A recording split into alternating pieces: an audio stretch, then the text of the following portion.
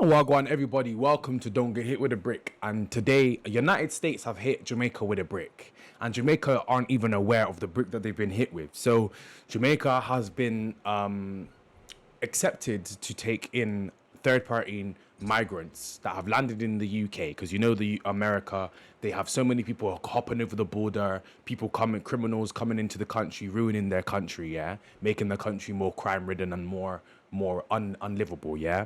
Now, for the United States to tackle this, Donald Trump decided he wanted to deport other migrants to other countries. So they did it with El Salvador. They did it with I can't remember. There was one country that had like the policing's 10 out of 10. So they was sending them there. And then now Jamaica is the latest country that they're trying to put these people in. So now, my man's been caught with his hand in his mouth or foot in his mouth because he said that the prime minister's basically accepted it, and then there's a national minister, a borders minister called Dr. Horace Chong.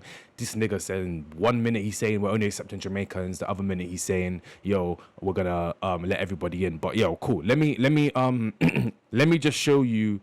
Let me break down the what's going on so you guys get a better understanding, yeah? States just turned Jamaica into a holding station for migrants other countries do not want. And most Jamaicans had no idea the deal even existed until last week. Here's what is actually happening. Under a new memorandum of understanding signed with the U.S. Department of Homeland Security, Jamaica has agreed to accept up to 25 deportees from countries other than Jamaica every 2 weeks. They will arrive via Norman Manley International Airport in Kingston, accompanied by U.S. Department of Homeland Security personnel. These are not Jamaicans being deported home. They are third country nationals, migrants the U.S. has deported to nations other than their own as part of the Trump administration's broader immigration crackdown.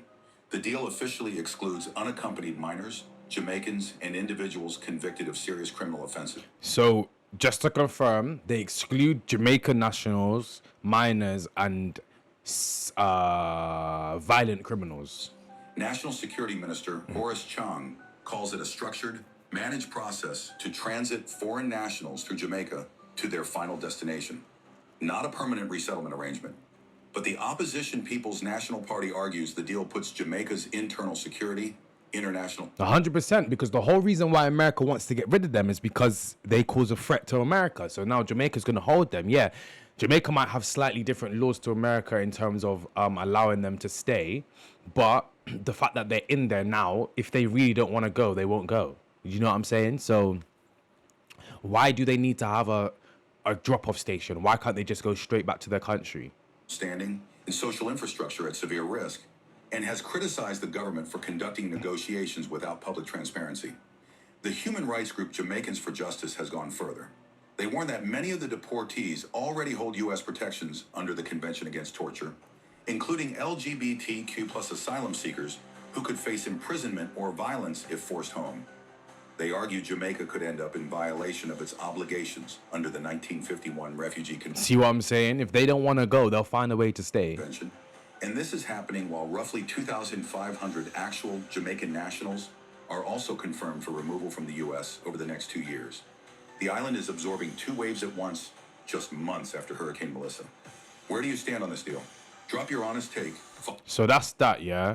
So let's hear what Horace Chong has to say in regards to this, because this is him on the 18th of June, yeah? Not receiving any deportees from the United States, except Jamaicans. I repeat that. We have no agreement, no understanding to accept deportees from the United States. We accept every month 100 Jamaican deportees, and we have the expertise and the staff to manage their entry to Jamaica. That arrangement was negotiated by professionals so that they can come in a structured, organized manner and be resettled in Jamaica, their homeland. The cost of that is all Jamaican. We are receiving, and we have no agreement to or understanding the MOUs to receive convicts from the United States. Unless, of course, the Jamaicans are deported, which we have agreements, because America is our primary ally and primary partner in trade and in security. And we do have deportees from Jamaica to the United States from time to time. So America is your primary ally, but when Hurricane Melissa hit you with a brick, did America send you any money? No.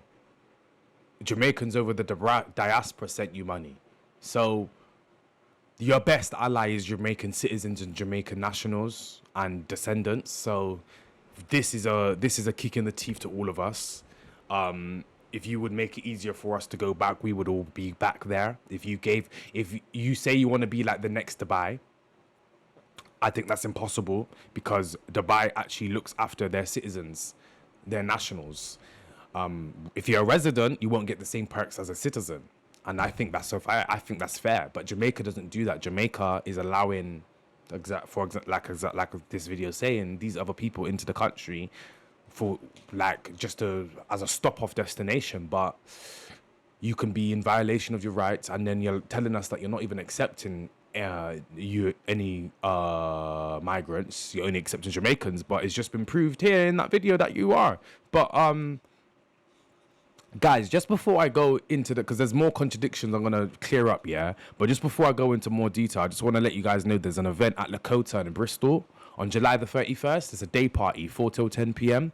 It's called the Best Weekend Ever, and it's gonna have DJ Shat 5, DJ McCoy Sway, DJ Skell, and Love Island special guest. There's gonna be a dancehall whining competition as well.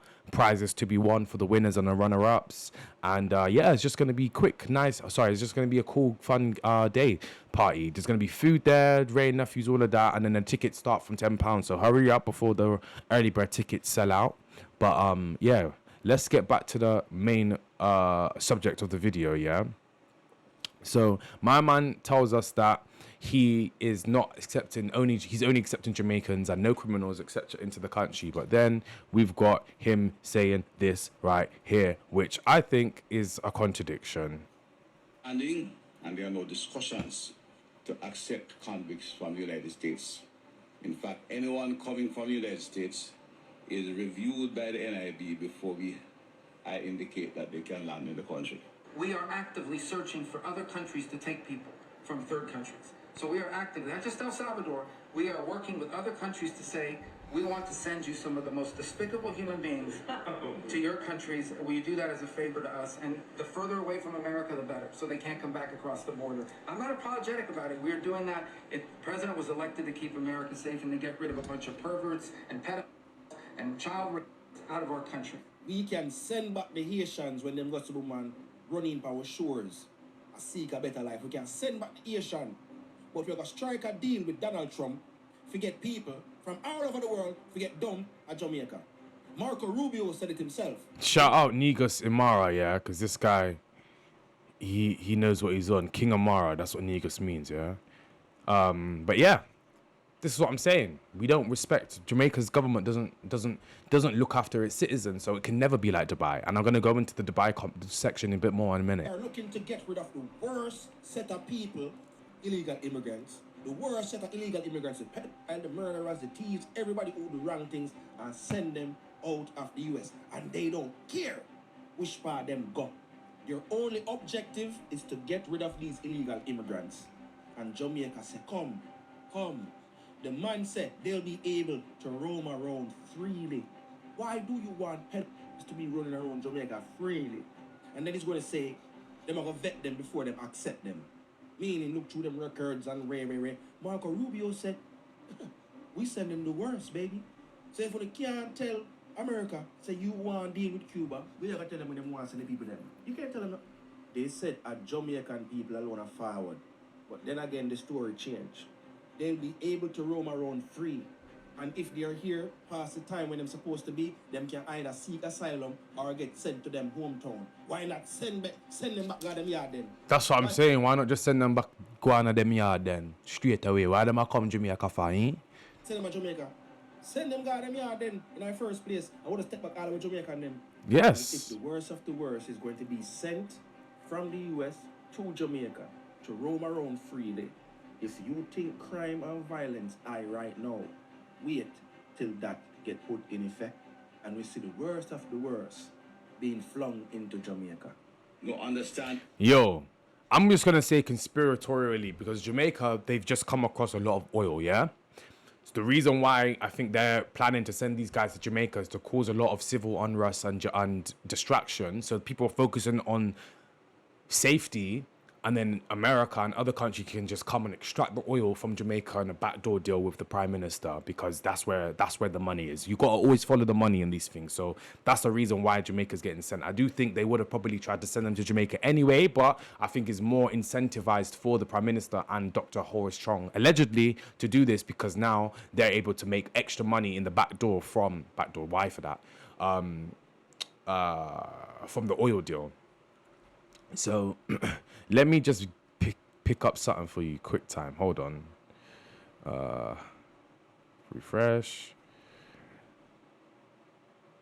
It's not working. Cool. So let's go into here. What our favorite guest on the channel, Charmaine. She's always got the information. So we love Charmaine's posts. Wait, what is it called? Charmaine's posts. We love them. And Black British culture. So yeah, let's hear what she's analyzed. The Prime Minister has made a super bold claim, right? He says Jamaica could become the next Dubai or Singapore. And I quite like the ambition. I know there's a lot of conversation about whether or not that should be taken seriously. So I thought, you know what? It's worth looking past the headline. Listen, yeah, that is definitely possible, because the amount of food and produce that Jamaica gets, if there was an infrastructure where they were able to, capitalize off of their natural resources, such as the oil, such as the cocoa, such as the food and fruits that they have. If they had an ecosystem where they were self-reliant and they didn't import, and then they exported food and fruits. So for example, if they made a connection with Ghana where they would trade with Ghana for something that Ghana wants, Ghana got a lot of ackee. Jamaica, ackee and saltfish is Jamaica's national dish. So if Jamaica decided to make a deal with Ghana to import ackee from Ghana and export something else to them, and also whatever else they could try and export to other countries. I know Jamaica's a small country, so you'd have to be creative and think smart about how you could actually, somewhere that you're able to fulfill the demand with the amount of supply you have to actually generate more income. So if Jamaica was able to do that with their different resources and stop importing from European and Western countries, then Jamaica would actually have a lot more money.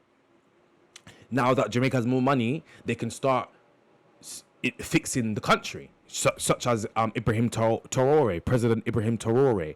Once they do that, Jamaican nationals are going to be like, okay, our government loves us even more. So now they're going to follow what Ibrahim Traore's nationals did in Burkina Faso by fixing the country themselves and actually caring for the country even more. Because Jamaicans do care for the country, but they know that the prime minister don't care about them. So it's like, cool, it's us against you kind of thing. But if there was a harmonized situation, then Jamaica would become rich. And then it could become the next Dubai or Singapore, because Dubai looks after their citizens. They have it's a dictatorship, but they look after the country. There's no vote, there's no nothing, but they look after the country. They put their people first. And if Jamaica was to do that, then they could become the next Dubai or Singapore. But if you're going to be accepting criminals and not business people into the country to help generate and build more wealth, then it's going to be impossible for you to do that.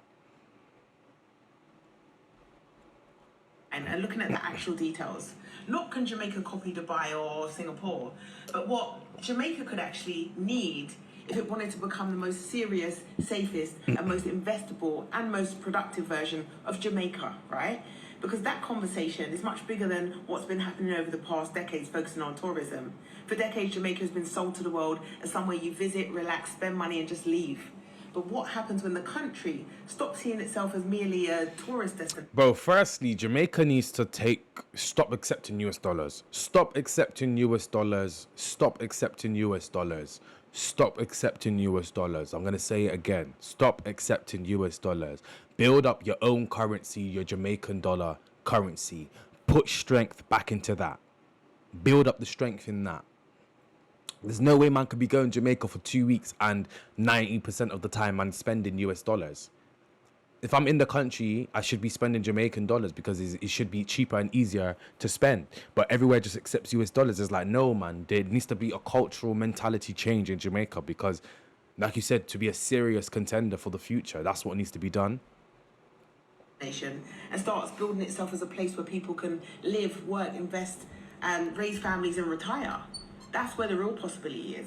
I mean, we've got to be honest. Dubai and Singapore were intentional. They didn't become global economic hubs by accident. Yeah. They invested in infrastructure. They made it easier to do business. Yeah, They took exactly. Like Jamaica's only into for tourism, spend money on fuck off. But no, you need to have investment opportunities in the country. You've given all of them to China. You've given all of the investment opportunities to China. Instead of actual business people, give it to China because you don't know how to fucking fix the roads yourself. aviation, logistics, finance, safety, housing, and productivity seriously. And if Jamaica wants to move in that direction, then there's a few things that need to change. Crime has to come down, roads and transport have to improve, energy has to become more reliable, public services have to become more efficient, and most importantly, local people have to be able to see a real future in their economy.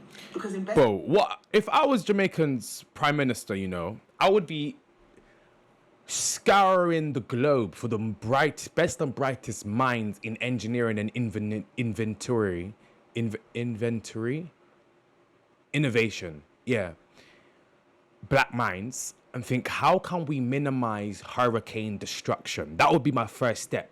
Thinking of ways to mitigate the hurricane destruction. Either think of a way to generate energy from it, so either create some sort of dam or something for the hurricane, so that when it does happen, you're able to conduct the energy, or think of ways to minimize the damage and stop it from basically destroying Jamaica. That would be my first task.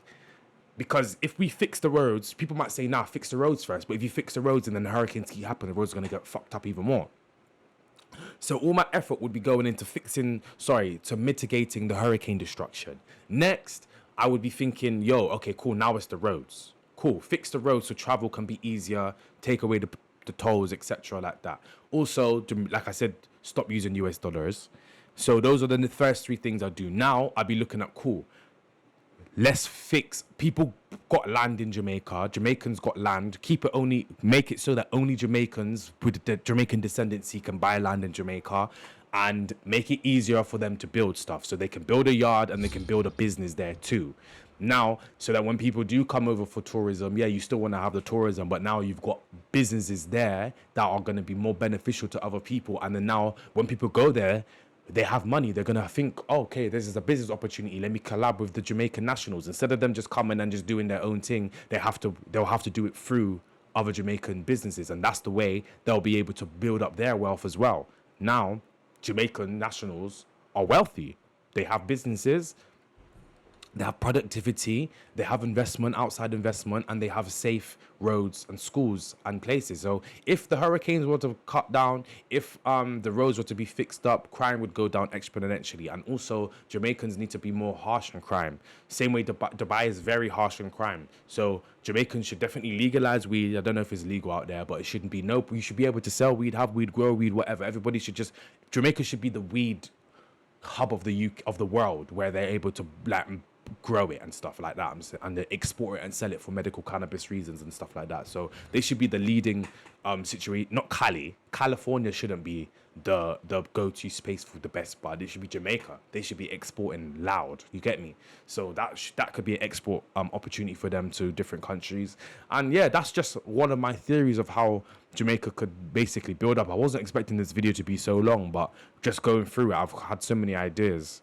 Follows trust, clear rules, working systems, and a government that people believe can actually deliver. But Jamaica's opportunity, honestly, is so much bigger than just the beaches and hotels. It's Kingston becoming a serious logistics and trade hub. It is airports and ports that connect the Caribbean, North America, Latin. Imagine Jamaica was the hub to connect Caribbean to the rest of the world, because Jamaica's in the middle of the west and the east. The east and America, Africa, and Africa. That's what I meant. It's music, sport, film, culture becoming serious export industries. It's diaspora money moving from just being remittances into investment. It's Jamaica's owning more of businesses, land, contracts, value chains that come from their growth. Because becoming the next Dubai means nothing if Jamaicans are priced out, right? We need to be clear on that. Becoming the next Singapore means nothing if wages stay low, housing becomes impossible, and ordinary people are still watching outsiders own the best parts of their country. Yes. So yes, I think Jamaica should actually absolutely think bigger than just tourism. It should think about logistics, ports, food security, renewable energy, film, music, technology, financial services, medical tourism, retirement living, and diaspora investment. But the real question is not whether Jamaica can become Dubai or Singapore. It's whether Jamaica can become the most disciplined, safe, investable, and productive version of Jamaica, where Jamaicans don't just serve the economy, they own it. Anyway, let's talk in the comments section. Yes, so they need to be disciplined and investable. And those three things that I said at the start, as in mitigating and finding a way to capitalize off of hurricanes and mitigate damage, fixing the roads, and then stop using US dollars. Those are the first three steps I would take if I was in power in Jamaica and I had a loyal following around me, such as President Ibrahim Traore. Those are the first three things I would do, and then everything else would just follow because the world would see what I'm doing. You get me? But yeah, guys, thanks for tuning in to Don't Get Hit with a Brick. I don't know, did I show you my event? I think I forgot to show you the event. If I did, I'm sorry, but I have to show you again. Best weekend ever. Link in the description below. Lakota, Bristol, 31st of July, 4 till 10 p.m. And yeah, sorry about that, guys, if I've done it again. This was a longer video than I expected, but I'll see you in the next one.